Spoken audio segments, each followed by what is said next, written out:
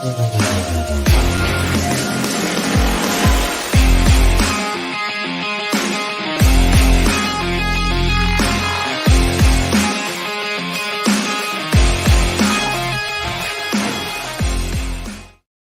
Thursday, Hot Micers. It is time for a brand new live episode of the Hot Mic here on the Outlaw Nation channel. I am the Outlaw John Rocha here, and joined as always by the man with the scoops and the news and the rumors. That's the Sneider himself, Jeff Sneider. How are you, brother? I am good, Johnny boy. I am ready to rock and roll today. Let me tell you. Let me just hit the button on this tweet. Yes. And there we go. Bang. Dropping tweets, dropping news, dropping rumors, dropping scoops. You love it all the time. And of course, we're brought to you by Above the Line, abovetheline.com. Go and check them out today. All those scoops, rumors, great articles, reviews, all that shit is available there at abovetheline.com, curated by our own Jeff Sneider, so you can get some good content. And, you know, Jeff doesn't mind being countered or different arguments, so you're going to get multiple points of views on Above the Lines. So go and check them out and have some fun with their articles and their breakdowns as well. Jeff, the Yankees are valued at $7 billion, so it's a bad day to be a Red Sox fan. You guys are once again probably lower on the totem pole in terms of value, but that's the way it goes.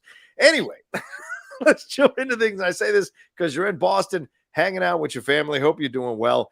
But we got so much to get into here on the show today. We got some news about the Victoria Alonso Marvel exit, Star Wars news. I mentioned Jeff's got some new scoops and rumors to talk about. We're going to get into so much that's been happening in the world of entertainment, and I'll give you my John Wick 4 non-spoiler review. Jeff's going to see it tonight, but I'll give you my non-spoiler review later on in the show as well.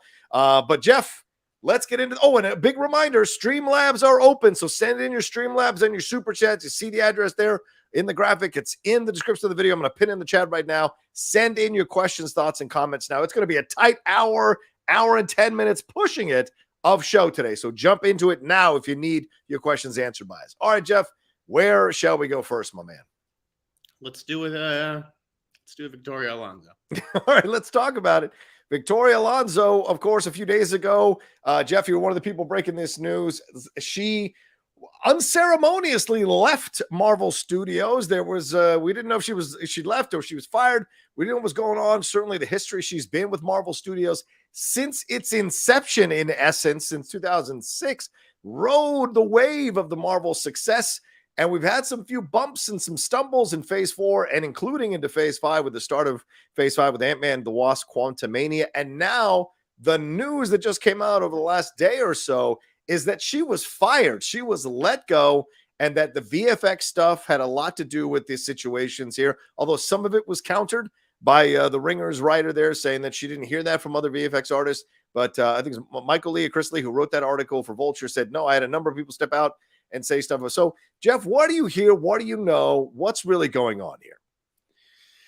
I thought this was a fascinating story this week. Yeah.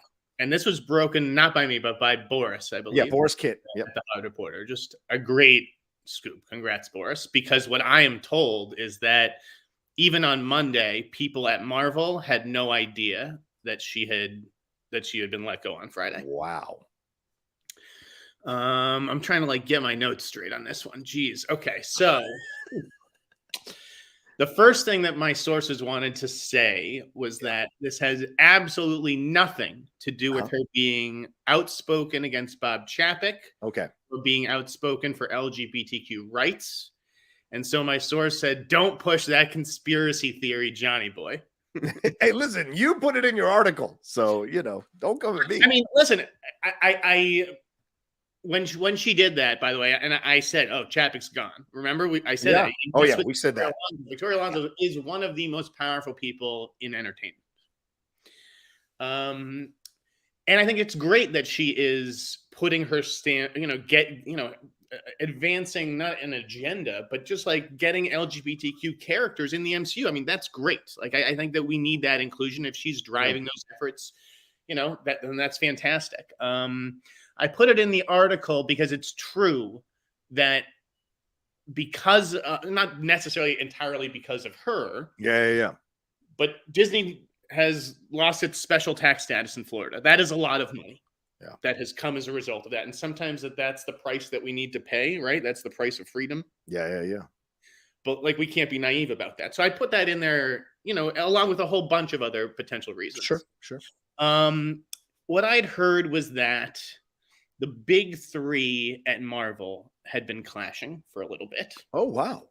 So is that Feige, Victoria Alonso, and who's the third here? Louis to Esposito. Louis, okay. Right. My source said that for the word fired to have appeared in the Variety story as often as it did, that something must have happened. Even the Variety story noted who was in her meeting, right? Which is HR's and HR is going to be in any meeting, I guess, but like lawyers were involved. Like, was there an incident? Did something happen? You know, as far as the Chris Lee versus Joanna Robinson of it all, first of all, respect to both of them. Yes, good writers. And I don't know who they've talked to. I don't know who their sources are. But here's what I've heard. If I'm going to take a side here, it's a pretty obvious one. And that side is Chris Lee's side. Yeah. You know, as far as Alonso being a kingmaker who gave work to those who bowed down and kissed the ring, and those who didn't, you know, were sort of, you know, or pushed back against or kept on some sort of blacklist. Yeah. I mean, isn't that just like any job anywhere in any industry? Of course. Right? Like she gave jobs to people that she liked and got along with. Yeah. Like, I don't know that it's necessarily like that. What I think is that I'm told that some people cheered her exit and some people were devastated by her exit. I think that she was liked internally at Marvel. Yeah. Externally, she was not well liked. And by externally, I mean by the vendors, by all the VFX companies and all. When you see the credits, the cast goes by real quick. It's the visual effects team that takes 3 minutes to go by in the credits. There's true. Thousands and thousands and thousands of people in visual effects, and they're all under a horrible crunch to make all these movies because there's more and more and more visual effects movies being made. Yeah. And the conditions are terrible, and they are working incredibly long hours. They don't see their families. They have to, you know, they sleep under their desks. I know people in the visual effects community, and I think these are the people who Chris Lee has been talking to and who have been voicing their concerns on Reddit. Yeah. And I do think that Marvel's reputation now, it has really become a problem for Marvel's reputation within the community. Because some FX houses, I mean, they have to take the work, right? Just to keep the doors open. You got to survive. Take the work because they know things are going to change at the last minute and there's going to be this, and, you know, it's just a pain in the ass. Yeah. So, you know, I think at that point, if you are Disney, and this was Alan Bergman that made the decision, it was interesting that Kevin Feige, you know, Variety said Kevin didn't stand in the way. He didn't, you know, and if you really love going to work every day with somebody, you'll lie down on the railroad tracks for him. But like I said, I think that there'd been some clashes there. Now, and I'm going to let you talk in a second, John. No. But I think Victoria Alonso is going to be fine. Like I said, very good at her job. One of the most powerful women in entertainment. Oscar nominee. Yeah. Right. And by the way, I did hear that she wants to do more stuff like Argentina 1985, that she wants to branch out and put her, you know, she has a brand. Yeah. I mean, how many visual effects, like, you know, executives do you even know at studios? Like, not true. She does have a brand and she wants to use that brand to tell stories like Argentina 1985, which is really good. Yeah. But she's going to be fine. I'm sorry that it caught her off guard and everything, but it sounded like they needed to do something. And the other thing about this, again, I'm almost done, is that Marvel's target output has been reduced. I don't know if this has been reported or, you know, this was a line in a trade story or whatever, but I'm told that the target output has been reduced from 4 shows and 4 movies a year to 2 shows and 3 movies a year. Yeah. So, and of course that's malleable. You know, you could get, you know, one on either side of that or whatever, but that's what my source was sort of saying. John, take it away. Yeah, I've seen something. Well, first of all, let me start this section, right? She's Latina. So certainly to rise up in the rankings again, a position of power, that's really rare in Hollywood. As a Latina woman, it's even rarer as a Latina woman. And as a gay Latina woman, you're talking about like the slice of the pie is like this big to be able to achieve what she's achieved. So there's respect there. Has she stepped on toes? Has she maybe bristled some feathers and got some people upset? Sure. She's the person out front. There's a massive demand from Marvel to do all these projects at once. And she was the point person. They made her the point person as the person in charge of VFX to get these houses to do this stuff. Was it I don't know, was it too much to ask Was it, did she push too hard? Possibly. But she also had the demands from the higher ups to get this shit done. So the shit rolled downhill, and it feels a little bit, not scapegoating necessarily, but because she probably could have been nicer about this. She probably could have had the different interactions. But last I checked, not a lot of executives in Hollywood are nice or, smooth. I'm in the middle of a Succession watch, which I have not seen. It's my first time watching it. And I'm looking at it going, yeah, there's so many companies like this. They talk the talk, but behind the scenes, they can be quite brutal with each other. So the fact that they're scapegoating her a little bit, I don't like. But that being said, she's going to be fine. Like you said, she's got a memoir coming out. Certainly she's going to play. She knows how to play the press. She's going to play it in a certain way and have the angle and know exactly what narrative she wants to put out there. I'm sure the lawyers were in that meeting, so they would be like, okay, this is what you can talk about. This is what you can't talk about. This is what you can say, not say. And she agreed to all of it. I'm sure there's a nice package for her. She's going to be fine. I imagine. Yeah, exactly. And at the end of the day, it is what it is. So I think she was an unfortunate casualty of Marvel's increased demand with the shows and the movies and diminishing returns. I think that's the unfortunate truth of the situation. And I also think that a little bit clearly she maybe was bristling and pushing against Feige and Esposito because maybe in herself internally, she was ready to move on. I mean, 18 years of being at a place and seeing the ups and downs, and then the success of Argentina 1985, which almost won. Some people had predicted that it might win. That gives, and it won the Golden Globe, that gives her even more impetus to be like, yeah, I can finally walk out on my own. I don't need these guys behind me. I don't need the Marvel stamp on my ass to prove who I am. I'm ready to go. So maybe that was part of the friction, is that she herself was realizing she was tired of this shit and she wanted to move on. So I do think that you're right about the scapegoat thing, that she does seem to have been scapegoated, particularly in the wake of the last Marvel movie getting really negative reviews. Yeah, the Ant-Man 3, and particularly bad reviews for the visual effects.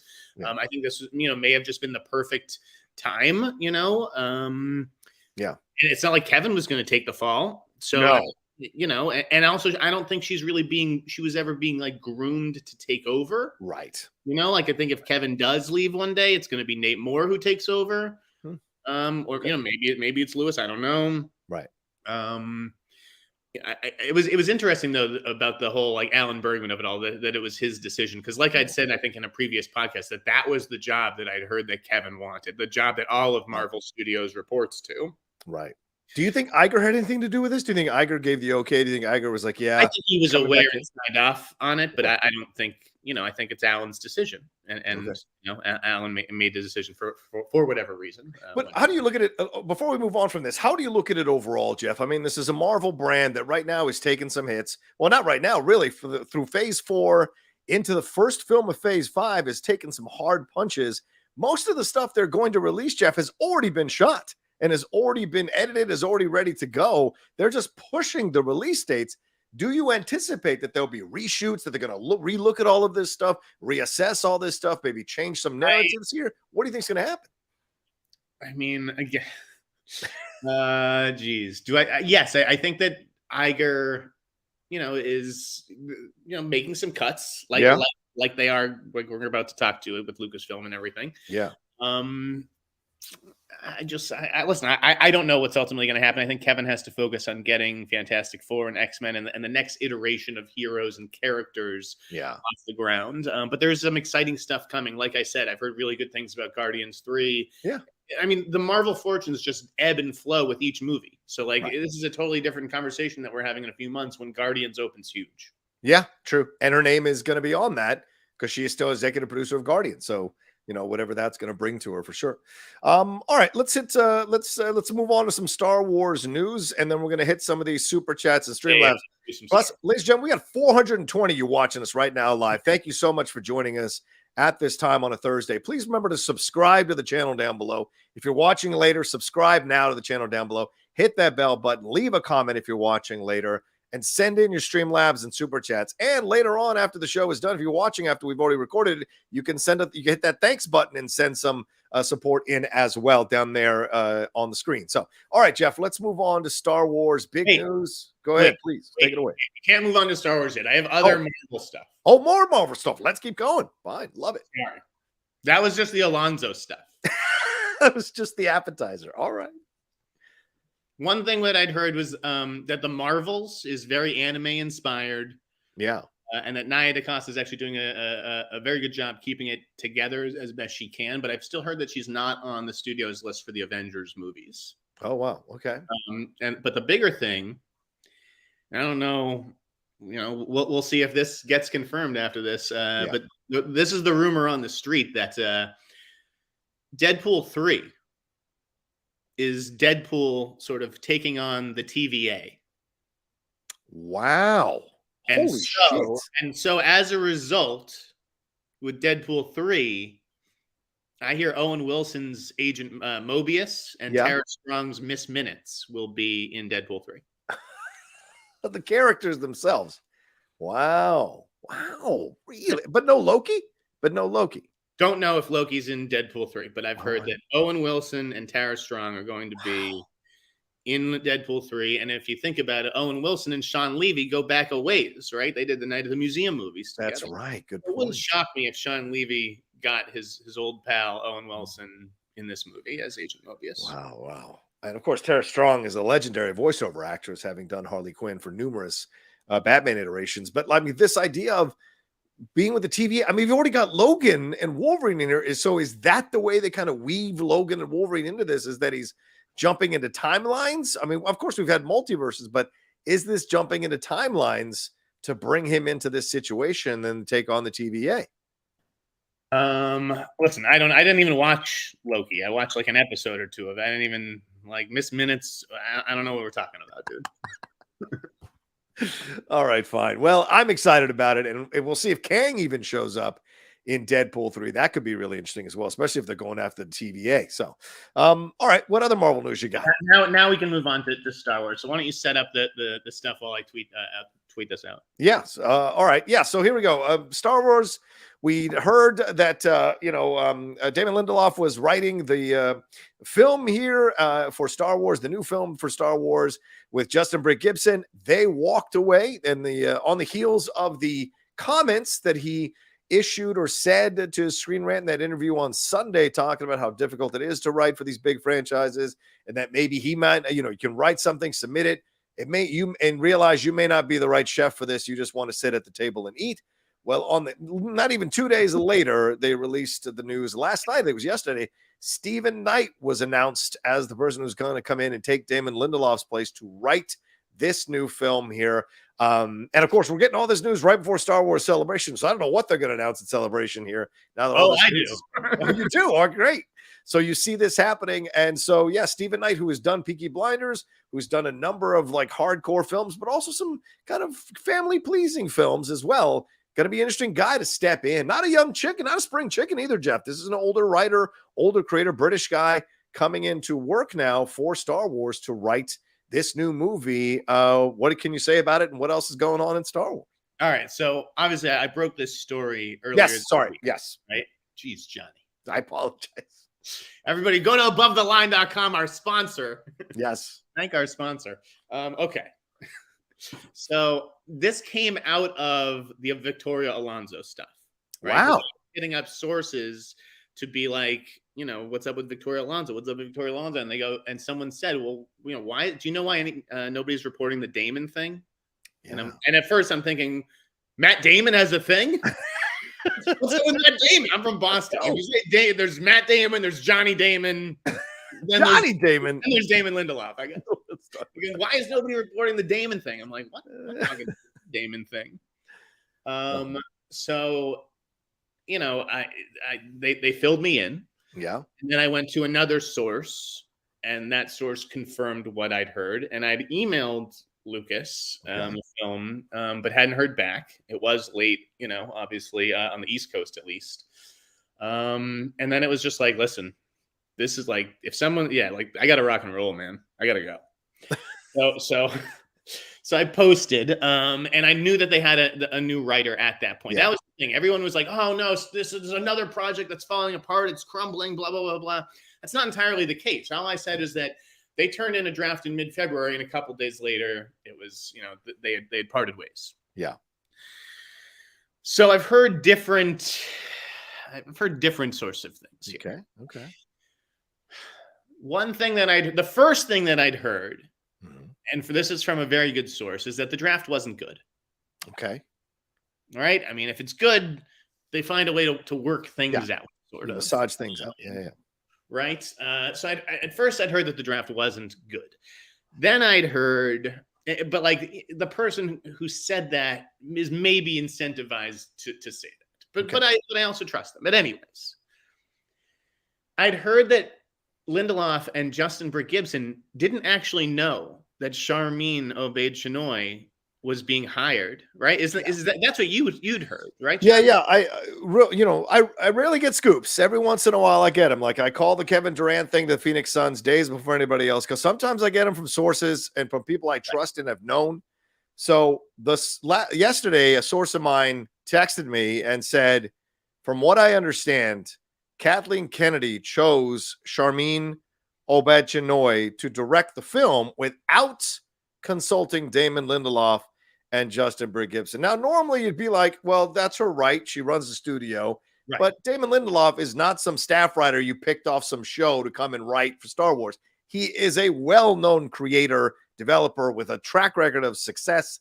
And so there's a certain amount of respect that has to be paid here.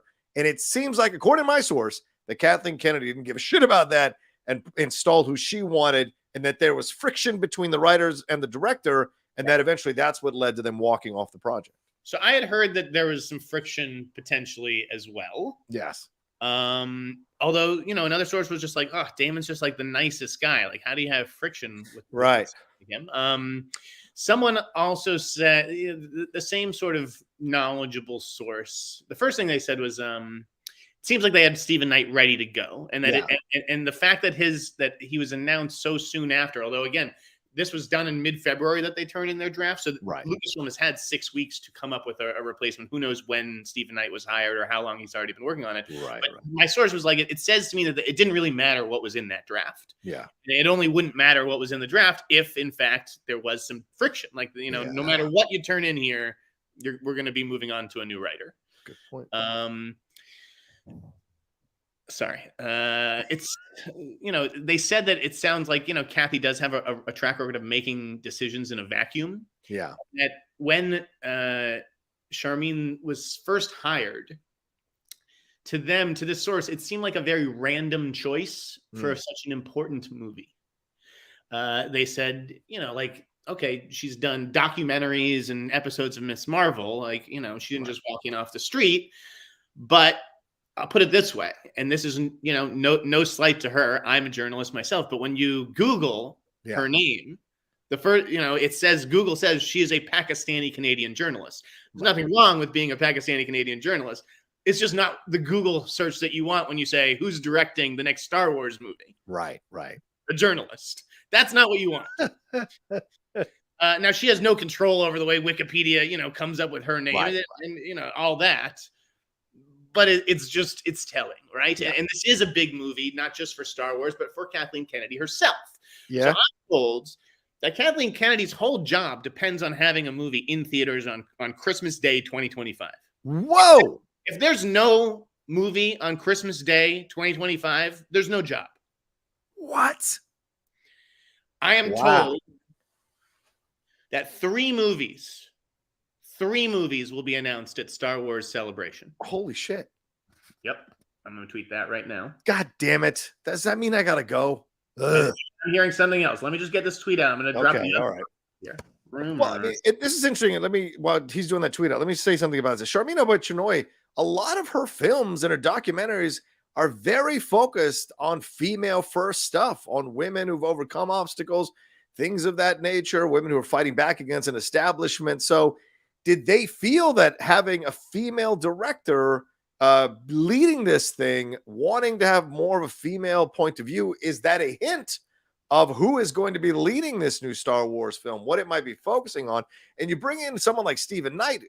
I'm a massive Peaky Blinders fan. I don't know if you guys are Peaky Blinders fans, but that's a strong show with some brutal stuff that happens in that show and some interesting political machinations, but also interpersonal machinations that are quite not politically correct at times. So it's a very interesting show. So is Kathleen leaning towards more of the Andor vibe and grittiness and the Rogue One vibe and grittiness to maybe achieve some level of success and have this film out there and convey something that's a little less Star Warsy and a little more new Star Warsy with the Andor approach? I wonder.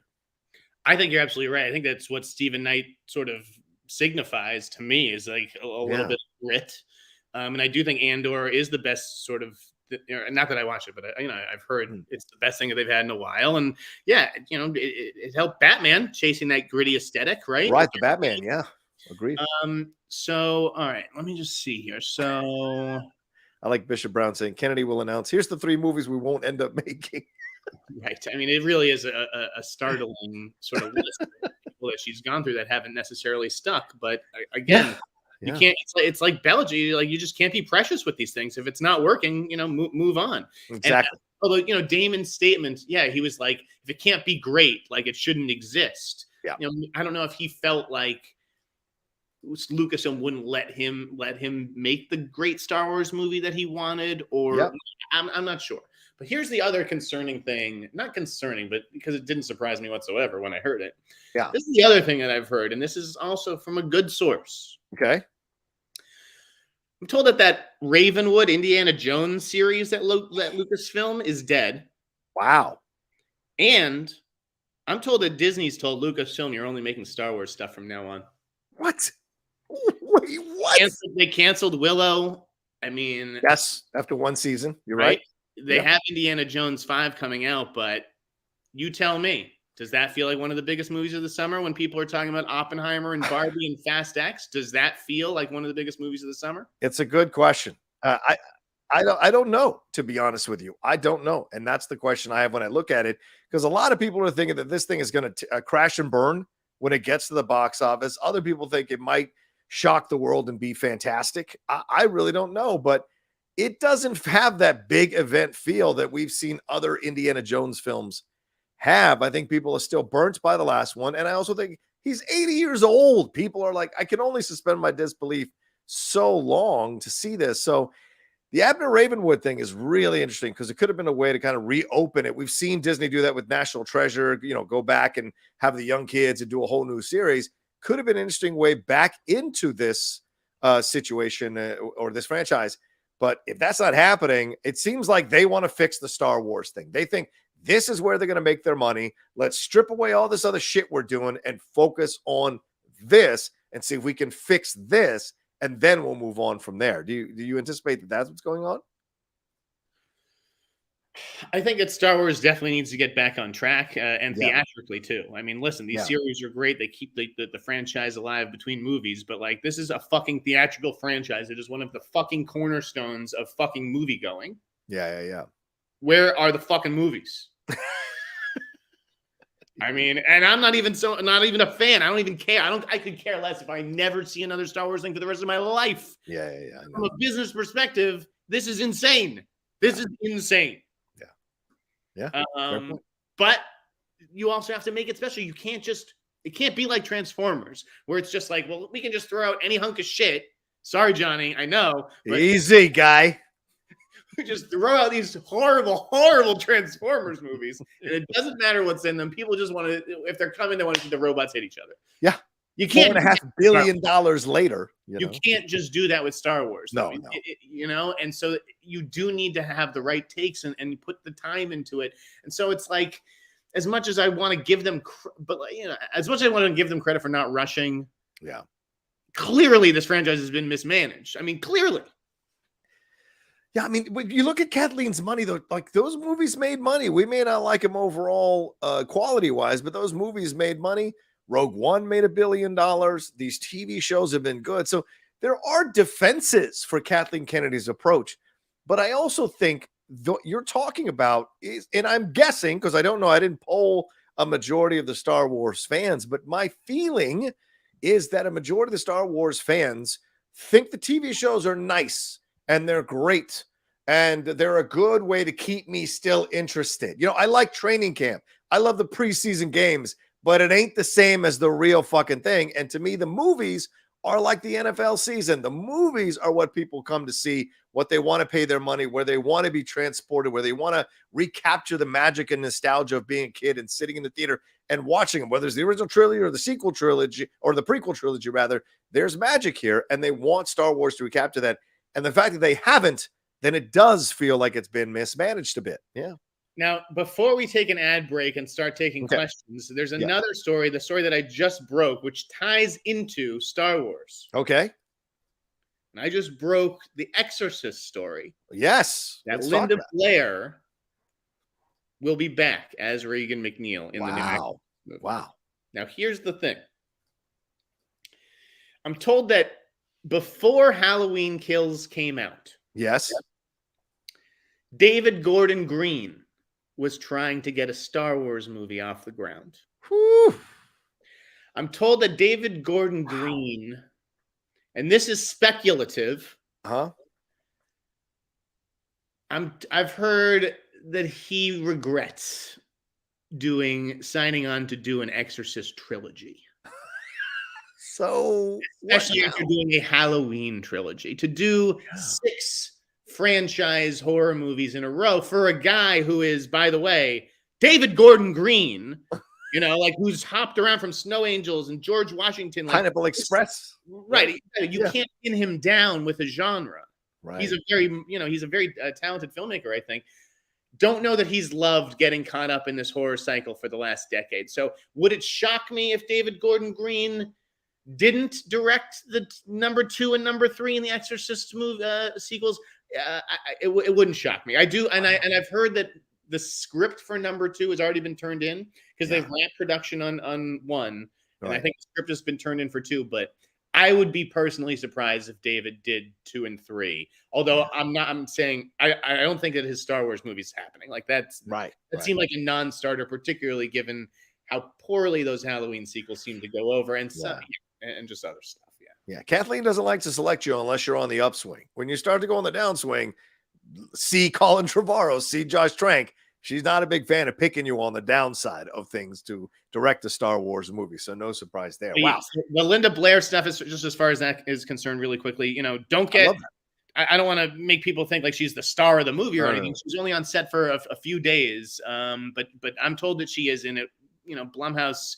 They gave me a statement saying she's an advisor on the movie.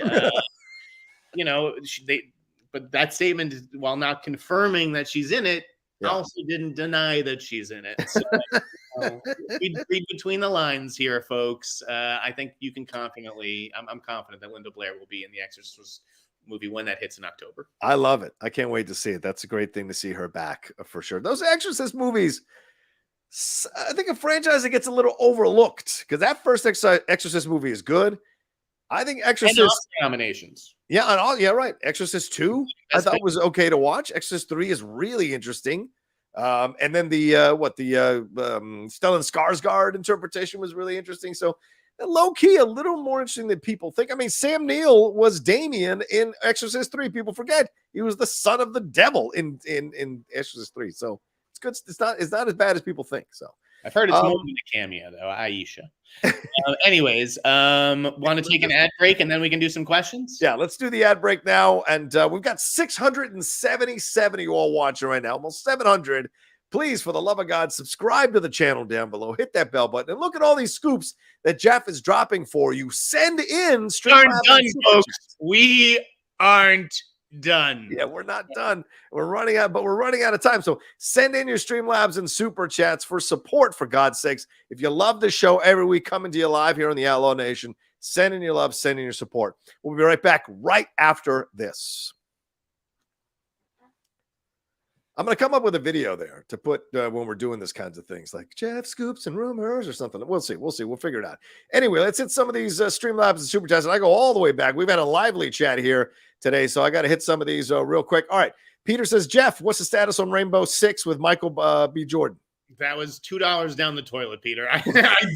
There's no status updates on Rainbow Six. I have no idea. But you know what? Come to think of it, Peter, with the way that Creed 3 opened, I wouldn't be surprised if they got a little bit more, if that became a higher priority for people. Maybe even a theatrical release instead of on Prime Video. Maybe not $2 wasted after all. Fair enough. Owen Landon says, Yo, Rocha, just want to say thanks for the great community you've built. Oh, always fun to reply to your stuff on Twitter and have good discourse. So sick of the screaming movie fans. Cheers, fellas. Thank you, Owen. Very much. Owen, very kind of you. All right, let's keep going here. And I want to get your thoughts in a little bit. Something Owen just said I want to touch on real quick. Galia Productions says, where's Peyton Reed and all this madness with the Ant-Man 3 stuff? Yeah, he's kind of, you don't catch him like David F. Sandberg sending out 40 tweets about the demise of Shazam. He just kind of rolled away from it, man. Where is Peyton Reed in all of this, Jeff? Where he should be, far away from it. Yeah, I mean, I've enjoyed some of Sandberg's tweets. You know, he's clearly a different cat. But yeah, Peyton Reed's a professional, and if he made a stinker, he's not going to, go like fighting fans about it or coming up with excuses and things. Or a little bit of the Sandberg. I like Sandberg a lot, and I thought some of his defense is fair, but some of this whole I had the highest score, but the lowest in this. And listen, it's not about. I mean, God, we got to stop putting our too much stock in these scores, guys. I mean, I could have told you the movie looks goofy, just like Dungeons and Dragons is going to open terribly because it looks goofy. I don't care how good it is, and the reviews out of South by have been great. Yeah, it's at the end of the day, it's a Dungeons and Dragons movie, and that says it all right there to a lot of people. Like a lot of people thought Blade Runner 2049 was going to smoke up the box office, and it barely did anything. I wish Hollywood called me on this stuff. I will tell them what the real franchise, like what it actually will work. Like Blade Runner, what? As long as it's not a Star Wars franchise, they should definitely go. And I don't know what I'm talking about. Exactly. Thank you, Wiley Todd, sending in the support there. Lord of Darkness says, hey, John and Jeff, have you two heard about the WGA story about them calling for AI to be brought into the WGA for doing the screenwriting for scripts in the future? And if not, what are your thoughts on this? Thanks.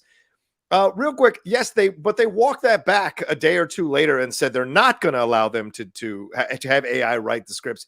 What are you hearing about all this nonsense, Jeff? I just think it's overblown. I don't know why we're all freaking out about AI all of a sudden. AI is never going to be able to replicate what human beings bring to the page, the emotion and experience that people bring. I know people will throw that in my face and say, AI can do exactly that.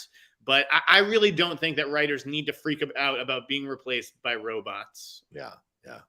Also, this idea that I've seen some humans write some pretty terrible scripts, so we can't go wrong if we let AI try to write some scripts, for God's sake. The robots may actually help in the end. Yeah, they may be on some of those. I mean, don't act like every writer is a great fucking writer. That's not true. That's you're super right about that. I read some horrible scripts with agency covers on them. That's what I'm saying. Lewis Barry says, I want a Brad Bird directed Star Wars film. Well, Lewis, they tried Tomorrowland. That didn't really work. So I don't see them turning to Brad Bird anytime soon. Although I'd love to see a Brad Bird Mission Impossible film again down the road. I thought that was damn good. SJC 360 says, Rise of Skywalker made money, but terrible merchandising. Same with Andor, Kenobi, and Boba. Can't sell toys or clothes. I don't have those numbers in front of me, but if you say so, that makes a lot of sense to me about why you'd feel it was mismanaged.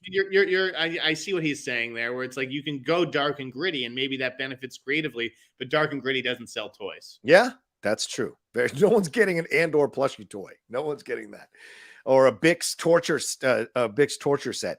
Jacob Allen says, following up on the 9-hour Avatar Disney Plus project, would that be in place of a 4th and 5th movie so Cameron could finish his vision earlier, or would those still move along? Thanks, Sneider. No, I'm told this is Avatar, like the 9 hours of Avatar 3 that he supposedly has. That's Avatar 3. Like, that's not like 3 and 4 and 5, and he's going to cut it up and figure out what's in what. That's just 3 that he has to whittle down to 3 hours. So I think it will just be, again, it's a rumor, but potentially a limited series on its own.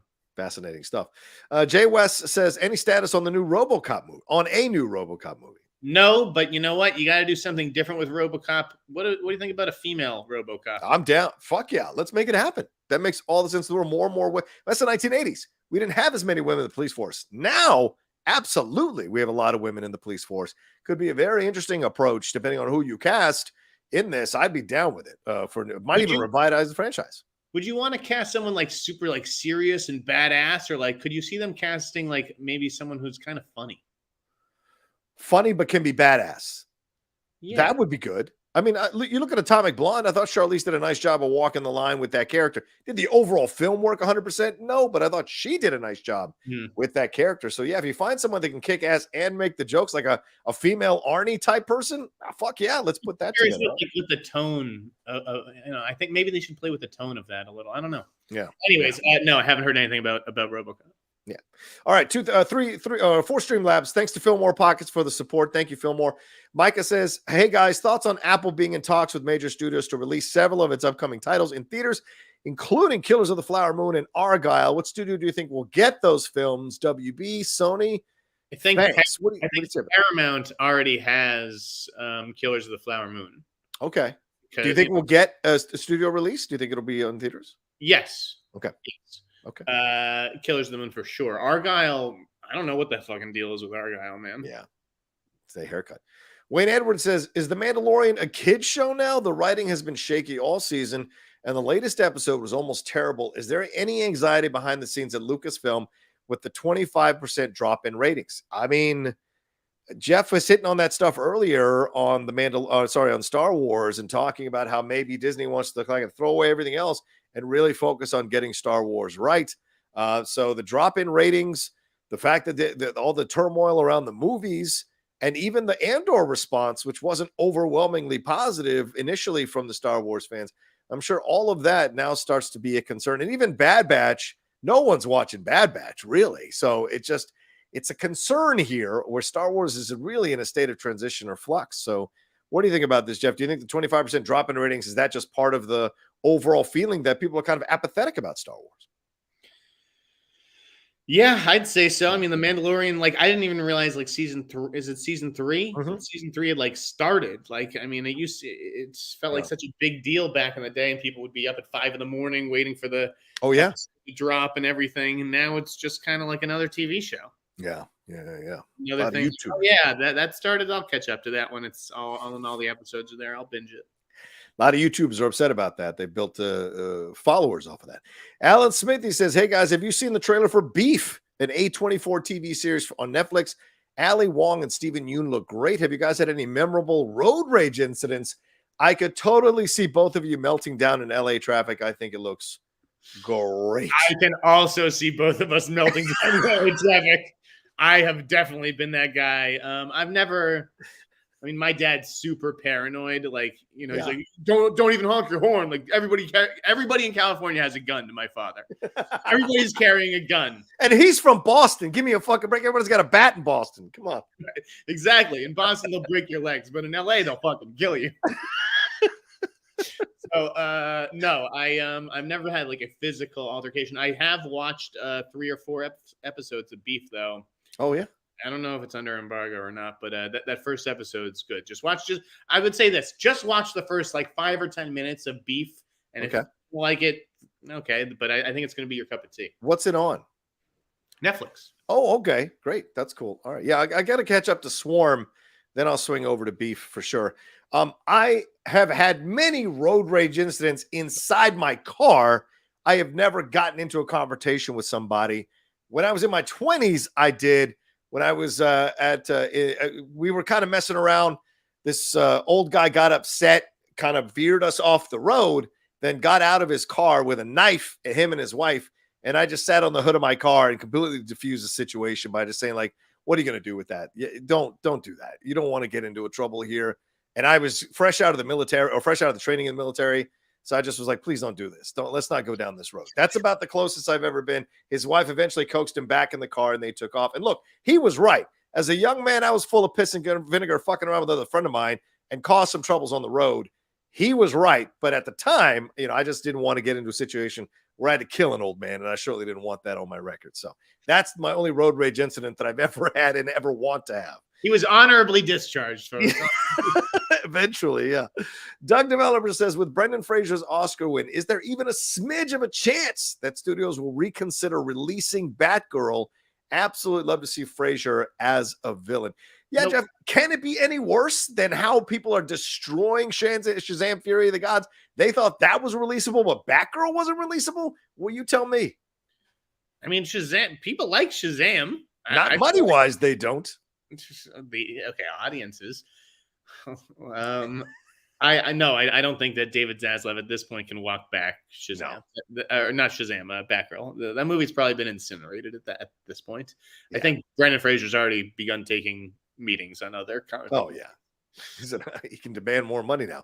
SJ6360 says, will we see $1 billion film this year, Jeff? Like internationally? Like no, globally? Wow. Maybe internationally, I guess you can say. Like globally? Yeah, worldwide, yes. Yeah. Mission Impossible will absolutely cross $1 billion. I think so too. Right? Yeah. There's no way. People are like losing their minds at how good they hope that film is going to be. Yeah. Big Chuck says, loving the show today. What's the latest on the Fede Alvarez Alien movie? Anything you can tell us? Whoop, whoop. What's up, Big Chuck? Well, isn't that just that's like the Hulu project? So it's like pretty well cast, right? Okay.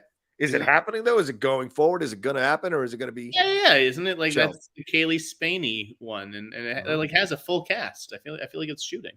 Okay. I don't know much details or anything like that. Yeah, that was earlier this month. The Fede Alvarez's Alien movie rounded out its cast. Kaylee Spaney is being joined by David Johnson, Archie Renault, Spike Fern, and Eileen Wu. This is being done by 20th Century, who, of course, did that great Hulu situation. We can use that as a jumping off point for another sort of 20th century. Let's go. That was flying or buzzing around this week. Did you see this? No, please break it down. There were rumors, and I'd heard these rumors to an extent. Okay. That Fox really has been talking to Zendaya's team for The Fly. Oh, shit. For the Gina Davis character in The Fly or the Jeff Goldblum character in The Fly? I think it would be the main role. Wow. Like, I don't think you cast someone like her as like, I don't know, the love interest or whatever. I think it'd be interesting to have a female Fly. Now, that project, though, like when you look at the level of talent that they got for the Alien movie. Yeah. And that's a bigger franchise than The Fly. If this is a 20th Century Studios thing, and maybe they're eyeing it for Hulu, I don't think they're going to get Zendaya. Like, it's actually an interesting role for her that involves like this physical transformation. She gets to ugly herself up, and it would actually, I would like to see her do it. It'd be cool for her. But if it's just like a Hulu movie that Fox is producing, like I just don't think that's big enough. And also the other part is that rumor, it said that J.D. Dillard was directing that movie. That's what it was reported 5 years ago. He's not on that project anymore. So, when I saw those reports, you have to take them with a grain of salt because the reports didn't even know who's directing, that he's not directing the movie anymore. Yeah. And the other thing with Zendaya, I mean, obviously people are very, curious. She has to shoot. She's finishing Dune 2, right? And then she has to do another season of Euphoria and everything. Yeah. But someone had mentioned, this was weeks ago, and I don't know how real this is, that this project has been like in the number one like development hell project in Hollywood practically for the last decade or two. Okay. Like someone mentioned her for Cleopatra. Ooh. I mean, if Denis Villeneuve is directing that movie, right? And he just worked with her on Dune. Yeah. And who's producing it? Amy Pascal, which is Spider-Man movies. Yeah, you have to think that Cleopatra. That again, if they move forward with a Cleopatra movie, which I don't think is maybe the smartest thing to do. I don't know how much teens give a fuck about Cleopatra. Zendaya seems like at least a better choice than maybe like an Angelina Jolie would have been back in the day. Yeah. I mean, it could be interesting if they do an anachronistic approach. We're seeing Catherine the Great do really well on Hulu. We've got that Marie Antoinette show that kind of has a little bit of the anachronistic stuff there on the British side of things. So could be interesting to see Cleopatra have a little more. And the Marie Antoinette one that Sofia Coppola did had kind of anachronistic stuff. So it could be possible if you make it that way. Even All Quiet on the Western Front had an anachronistic score that went along with what you were seeing in World War I. So there's a way to make it work, to make it feel topical as opposed to ancient and distant and something that's history, which can be boring to a lot of young people for sure. We already have an update, Johnny. I've already gotten word. Zendaya has just texted me and said that she passed. She passed on The Fly. It was offered to her, but she passed. Are you serious or are you bullshitting right now? I'm not going to say who texted. Maybe it was Zendaya. Okay. Maybe it was Zendaya, but either way, she passed on The Fly. Sorry. That's a shame. She'd have been great. I mean, look, the first Fly is great. The remake is great. So, I mean, forget the sequel. The remake is fantastic. So, you know, it's got a good track record. By the way, John, am I pronouncing it right? Because I used to say Zendaya, and then I think people corrected me enough times where now I say Zendaya. I think you're saying it right. Yes. All right. Do some more lives. I have some more stuff. Okay, let's get going. Let's go. Do it. Okay. This one won't take long to talk about. Okay. I'm told that this is a weird one. And Adam McKay, forgive me if I'm wrong. I will issue a public apology.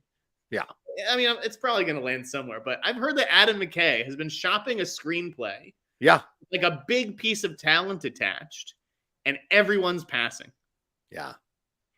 And I've heard that Ari Emanuel's pissed.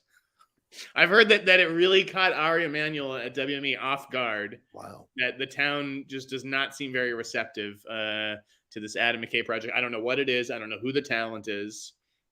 But, you know, I think there is a consensus there that Don't Look Up was kind of a mess. Yeah, a little bit of a mess. Now, even though it was nominated.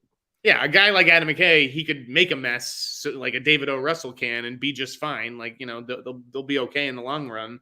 Yeah. But and again, would it shock me if the Deadline did a story tomorrow that's like 5 bidders in the mix for Adam McKay package? No, but I've heard that he's had some trouble taking it around town. That's all. Wow. I've heard that we're getting a Wes Anderson trailer next week. Oh, great. Good. Probably for that Asteroid City movie. Yeah. Here's something that I told Netflix I was going to hold, but it's already out there. I didn't even put it out there, so apologies, okay. Netflix. But so, you know, the scoopers or, you know, the blogs. All I know is I read it on World of Real, Jordan Rumi's site, but I've heard the same thing from multiple people that Gael Garcia Bernal. Oh, I love him. Yes, is going to join Adam Sandler in the next Safdie Brothers movie. Oh, I mean, he was fantastic in Werewolf by Night, so that really raised his visibility. Having him with the Safdie brothers and Sandler, that's a nice mixture of energies. I'm actually a very big fan of that happening. Not sure what the film's about, but I like that idea of them all coming together. Peter is really putting out quite the rumor here in our chat. Don't bring that up, John. Don't bring that up. I'm not going to mention it. My goodness, hello. That is quite an allegation. Okay, so I've heard Gael Garcia Bernal joining Adam Sandler in the Safdie Brothers movie, which is supposedly about baseball card collecting. Ooh, okay. And then this is the big one that I wanted to end the week with. This is the okay. Let me just see this. Yeah, this is the last thing that I'm hearing. Okay. There's been a lot of talk about Quentin Tarantino's The Movie Critic. Oh, yes, supposedly the Pauline Kael one. Yes. Right. So, I mean, you know, and I speculated last week, could this be like, you know, the QT insiders, Sean Fennessy, a couple of other people, Brian Koppelman, who does Billions, have sort of hinted that there was something wrong with Boris's report. Right. That he didn't maybe nail it down 100%, which is totally understandable because it's Quentin Tarantino. It's a really tough fortress to crack, just as I, you know, have struggled with the Paul Thomas Anderson stuff the last few weeks. Right. But, you know, my source said it's different than the limited series that he had alluded to making later this year. I've heard that the project's highly critical of the state of Hollywood, the current state of Hollywood. Of course. And then there's been a lot of rumors about Margot Robbie, right? That he would like her to star, which of course makes sense. You know, Once Upon a Time in Hollywood, and she's a huge box office draw. Easy. But we're going to see. I mean, Babylon didn't fucking blow up the box office, for God's sakes, but go ahead. But okay. The name that I've heard, and this is thin, but the name that I've heard is Cate Blanchett. Oh shit! That Quentin would love. I mean, would love for her to work with Cate Blanchett. That's her next Oscar. Period. Just fucking give it to her now. I mean, just write it down now. And I'd heard, yeah, but like I've heard that the role is kind of similar to Tar, and so that maybe it may not be for her, you know what I mean? Like she'd love to work with Quentin, but I don't know if this is the thing, especially after I just did this other thing. Yeah. And again, I don't know. So it's just that is very, very much a rumor. It is early days, but if we're talking about someone who's a big Hollywood actor who's going to star in a Quentin Tarantino movie, that list is probably short, although he has had some interesting leading ladies for sure. Yeah, I would love to see her take that on. Plus, you could see her conveying, especially depending on where he sets it. Is he setting it in the 70s and the 80s? Is he setting it in now? But you could see her be one of those people that could come across and have this air of knowledge about film and be able to go toe to toe debating anything in the course of the movie, which would be fascinating. And hopefully it stays true to life and we see her struggle with maybe some death threats that she could encounter for sure, which has happened to a lot of female critics. Jeff and I, you and I both know female critics who have gotten death threats for their opinions on movies, and exploring that and what that does to a female critic. So there's a lot that could really be explored through the eyes of Cate Blanchett that she could bring a lot of nuance, levels, and incredible talent to. So, and especially with Tarantino's writing, holy shit, that is just a great combination on so many levels. Who gives a shit about Tar, man? You're going to make way more money making this movie, and I think you'll win the fucking Oscar. So, I mean, we'll see. Let's not get ahead of ourselves just based on a title. I'm going to get ahead of it and say it now. You can come back and quote me. Now, we have a whole bunch of other topics to get to. We'll have to do like a lightning round. Are there any other questions that need answering that people have paid for? Let's see here. I don't know if I saw any. One here. Chris Miner says, fans of Succession, so hyped for season 4 on Sunday. I just finished episode 8 of season 1. I am determined to finish all 3 seasons before Sunday because Shannon McClung of the Geek Buddies has convinced me to review season 4 with him. So I've committed to catching up on Succession. I'm fucking loving it. Loving it. I didn't think I was going to enjoy it, but I'm enjoying the shit out of it. Jeff, have you watched Succession? No. Okay, there you go. I saw like a couple episodes in season 1. It wasn't for me. I don't care about rich people's problems. You literally cover rich people problems.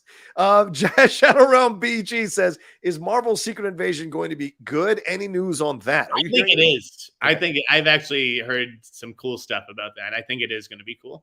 Mm-hmm. What about Barbie? Have you heard anything about Barbie? Not really. Okay, no. Chris Miner says, do you see Aquaman 2 flopping as well? Yeah, we've seen the debate online. I was going back and forth with some people today about the idea of social media, about the people not caring about whether these films connect. Certainly, Jeff and I have had our battles about it, but you can't deny that that might be an element that affects the box office of a film. And clearly, you can use Shazam 2 now as a possible test case for what Aquaman 2 will be like. If they don't come out and get ahead of it and say, yes, this is connected to the canon, he is staying as Aquaman, this is all good, I think now you got to have second thoughts about releasing this thing. What do you think, Jeff? Releasing Aquaman 2? Yes. Second thoughts? What are they going to do? What are they going to do? Put it on fucking HBO Max. I don't think it makes sense to release it in the theaters and take a loss because you're going to take a loss like Shazam 2 is taking a loss. What are you talking about, John? Okay. This was $1 billion. The first one was $1 billion movie. Was the first Shazam $1 billion movie? No.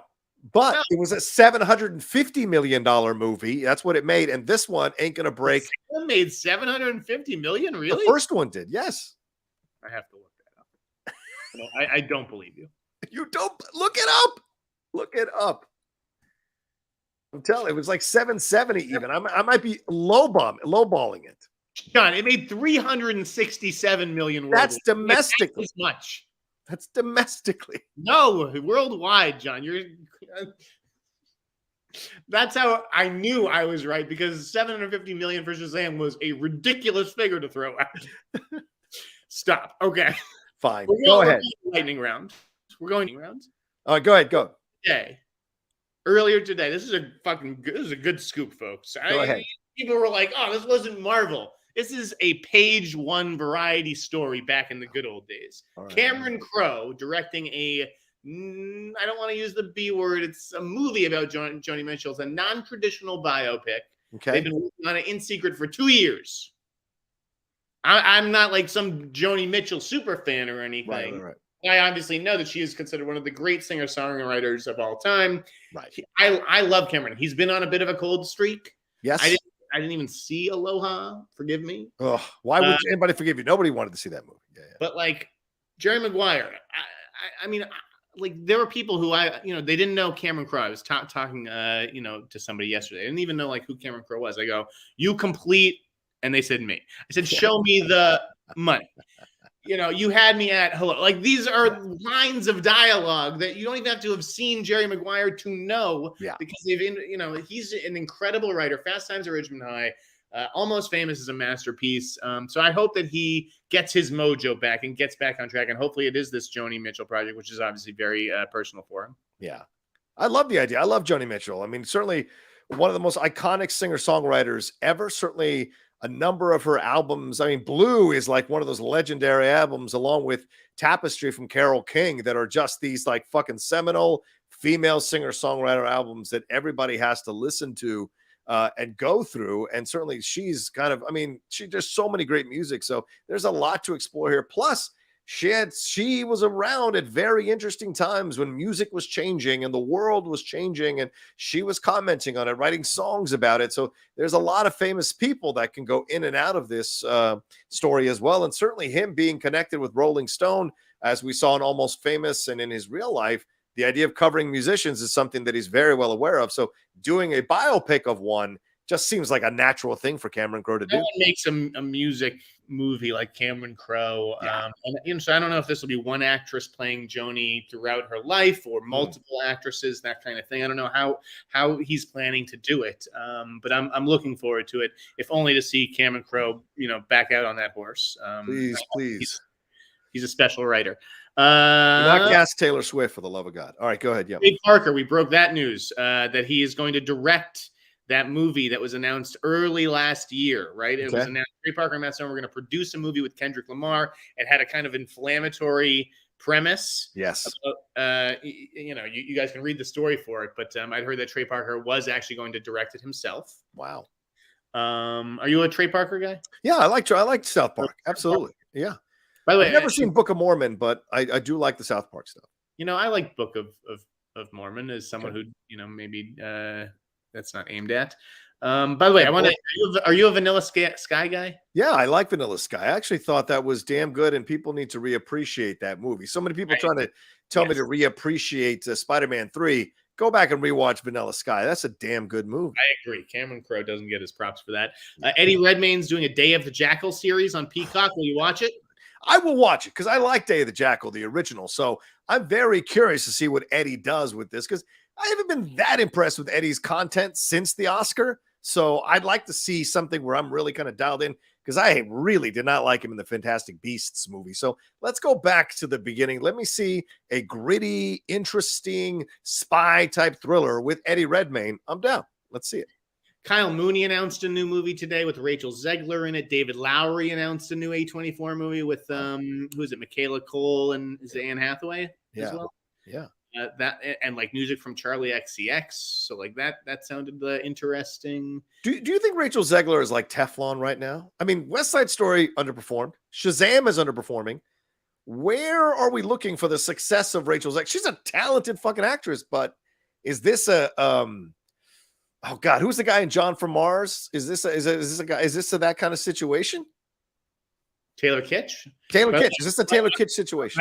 My dad and his girlfriend have been watching Waco all week. They love it. That's a good series. Yeah, I've been getting my Taylor Kitsch fill. I like Taylor Kitsch. Listen, okay, Rachel Zegler, they're offering her a big project. What is she supposed to do? Turn him down? No, hell no. I'm just saying. Okay, West Side Story, that underperformance, that's not on her. Neither is Shazam's, frankly. The Hunger Games, then we'll see a real test of whether Cinderella. Although, that's, again, a brand above all. Yeah. True. I wanted to mention there are two other stories before we sign off. Real quick, Michael Stuhlbarg. I'm watching the local news last night, John. I'm watching, they're doing a report on Matt Damon and Casey Affleck's new movie filming in Boston. Yeah. And in the background of the scene, I see Stuhlbarg. Oh. Right. So I call his people and they're like, oh, we can't comment on this. I'm like, it was just on the fucking Boston news. I call Apple. They're like, can you wait until the morning? And people have been tracking this. I'm like, it just was broadcast to hundreds of thousands of people in the Boston area. Now, granted, they didn't interview Michael. They didn't mention his name. Only someone who would recognize him, number one. And then number two, recognize that his casting hasn't been announced. Yeah. But like, okay, I'm a big Stuhlbarg guy. If you can't. Me too. I love Stuhlbarg. Brilliant, that guy. So that sounds like a really cool movie with Matt and Casey that's filming in Boston. But I wanted to end the show with the Superman stuff. Okay. All right. Yeah. Superman. James Gunn. Go ahead, Johnny. Yeah, James Gunn, once again, not staying off Twitter, going back and forth with people, talked about how there's been no casting of Superman, but that they are looking at actors who are in their 20s. He's made that very clear. That's what they're looking at. No, it's not. What are you talking about? I'm telling you, that's what I read. What do you got? You read the wrong thing. All right, fine. I read the wrong thing. Go ahead. Johnny, no. This is what we've been getting at, baby. Go ahead, man. The Hollywood Reporter, in its initial story, said he was going to be a young Superman in his 20s. Yes. So everybody took that as gospel. Oh, I see. Yes, you're right. So I apologize. Our guy, Jamie Williams, I've had this fucking column for a month in my CMS. I haven't done anything with it. Right. He said, no. I think he's going to be in his 30s. And then James Gunn came out an hour before we were going to publish this fucking column yesterday and said it's not limited to people in their 20s. Not limited, yes. It is tough to find people in their 20s who can be Superman, who have even filled out to man proportions. I mean, it's not Superboy. And I think that even actors, they could be 35 playing 28. Yeah. So I guess the character may be in his 20s or late 20s or whatever, but the actor could easily be in his mid 30s. Yeah. So Jamie's whole point was that the whole age thing that disqualifies Henry Cavill, oh, he's too old. Right.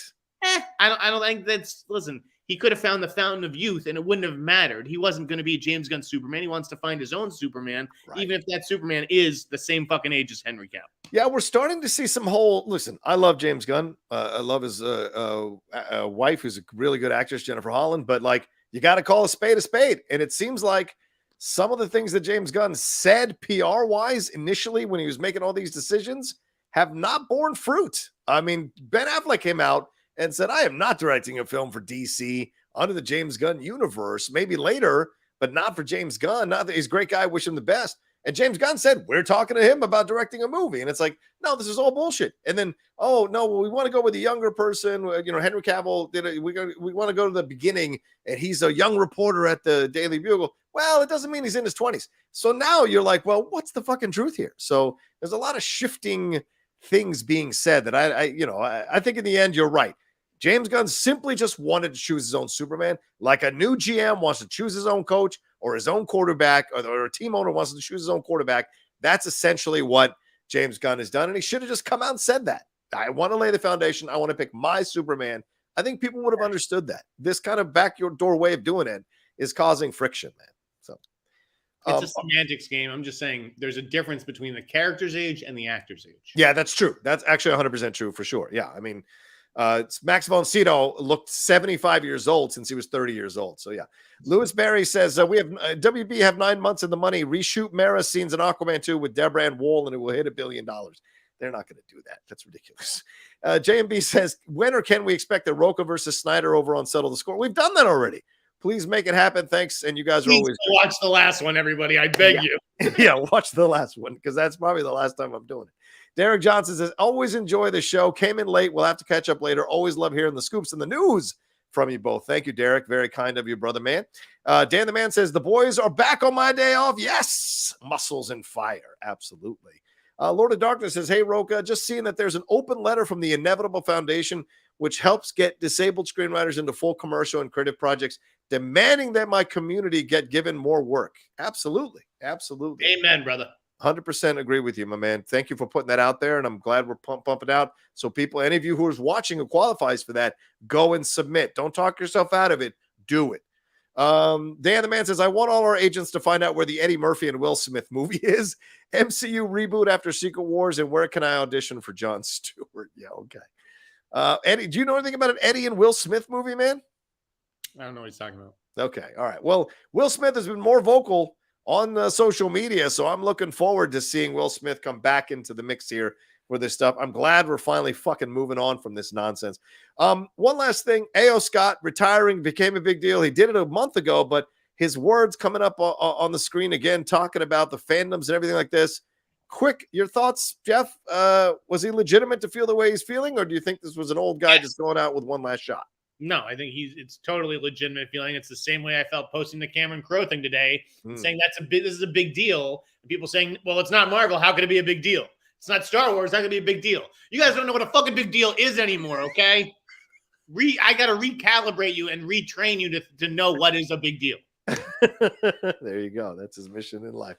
All right, we got to wrap it up there. Thank you all so much for joining us for this hour and 10-minute show, joining us live. We appreciate it. 700 of you joining us consistently for the last 45 minutes. So thank you very, very much. Please make sure you hit a like on this video, and more than anything else, subscribe to the channel down below. That is massive. Subscribe to the channel down below and hit that bell button so you see when we're dropping shows like this, and sometimes having to change our times as we did today. Jeff, another fun show. Please let people know where they can find you and everything going on. AboveTheLine.com. It's where all the juiciness is these days, folks. AboveTheLine.com, Hollywood's hottest website, and our sponsor. BTLnews.com. That's below the line for all our. We have a great interview up with the stunt coordinator of John Wick 4, which I'm off to go see. Yes. R.I.P. Lance Reddick. Didn't get a chance to really do a segment on Lance Reddick, but we love Lance Reddick on the show, and we will miss him. And I can't wait to see his performance tonight. Oh. And then check out my review tomorrow on, or possibly Saturday on LAMag.com. Yeah, my girlfriend, her heart snapped in half. She's a massive Wire fan, and losing Lance Reddick was a big, big deal for her. Here's what I'll tell you real quick, as I put it in the title: John Wick 4, 2 hours and 45 minutes of juicy goodness. A lot of fights, a little bit of plot. Here's what you need to know: the whole world's after him. He's got to fight the whole world and come out the other side and turn the table on the table. And it's going to be all. Bill Skarsgård is really good as a foil, but Donnie Yen steals the movie. Enjoy Donnie Yen in the movie. And some of these fight sequences are some of the best fights I've ever seen in any John Wick movie. This rivals the first one for greatness. I'm not even fucking joking, and you're not even going to feel it. It's 2 hours and 45 minutes. They're going to zip by you when you watch it. So that's my overall thoughts. I will have a spoiler review out tomorrow for you all on the channel as well. All right. Thank you all so much for joining us. Take care of yourselves. Be well. Big shout out to AboveTheLine.com, who powers and sponsors us here on the Outlaw Nation and on the Hype Mic. So subscribe to the channel. As I said, follow me at The Roke Says on Twitter, Instagram, TikTok, and Twitch. All right. Peace. See y'all later.